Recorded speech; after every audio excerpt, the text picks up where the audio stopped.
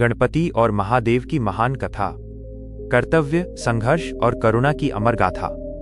हिमालय की पवित्र और दिव्य पर्वत श्रेणियों के बीच स्थित था कैलाश पर्वत, जहां साक्षात देवों के देव महादेव भगवान शिव अपनी अर्धांगिनी माता पार्वती के साथ निवास करते थे। कैलाश केवल एक पर्वत नहीं था, वो तप, योग, वैराग्य और ब्रह्मांडीय ऊर्जा का केंद्र था।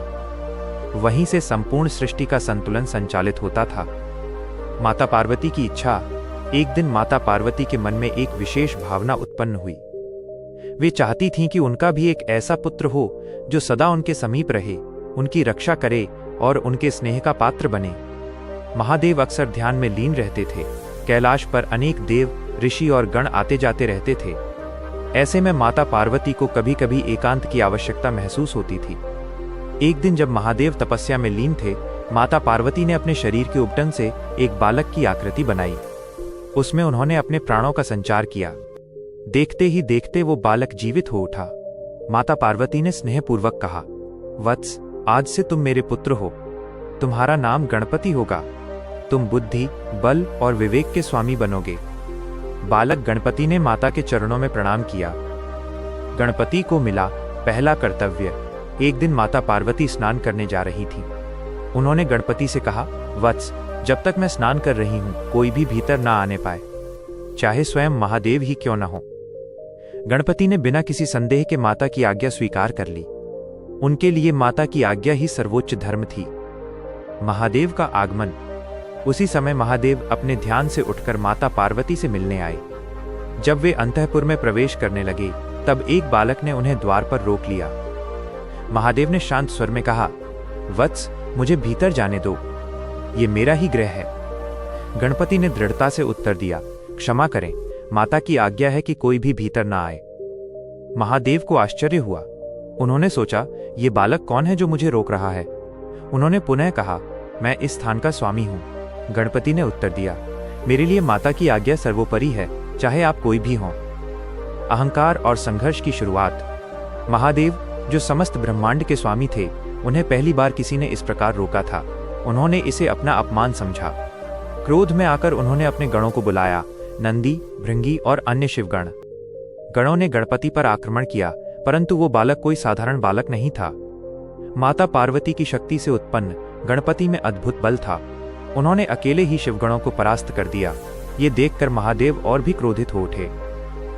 भयंकर युद्ध। अब स्वयं महादेव ने त्रिशूल उठाया। चारों ओर आकाश गूंज उठा। देवता भयभीत हो गए। गणपति पूरी निष्ठा से द्वार पर खड़े रहे। युद्ध हुआ। एक ओर सृष्टि के संहारक शिव, दूसरी ओर कर्तव्यनिष्ठ पुत्र गणपति। अंततः क्रोध में आकर महादेव ने अपने त्रिशूल से गणपति का शीर्ष काट दिया। क्षण भर में सब शांत हो गया। गणपति भूमि पर गिर पड़े। माता पार्वती का क्रोध। जब माता पार्वती स्नान से बाहर आईं और अपने पुत्र को मृत अवस्था में देखा, तो उनका हृदय विदीर्ण हो गया। उनका करुण क्रोध पूरे ब्रह्मांड में फैल गया। उन्होंने विकराल रूप धारण कर लिया और कहा, यदि मेरे पुत्र को जीवन नहीं मिला तो ये सृष्टि नष्ट हो जाएगी। देवता भयभीत हो उठे। स्वयं महादेव को भी अपने कर्म पर पश्चाताप हुआ। गणपति का पुनर्जन्म। महादेव ने देवताओं से कहा, उत्तर दिशा में जो भी पहला जीव मिले उसका सिर लेकर आओ।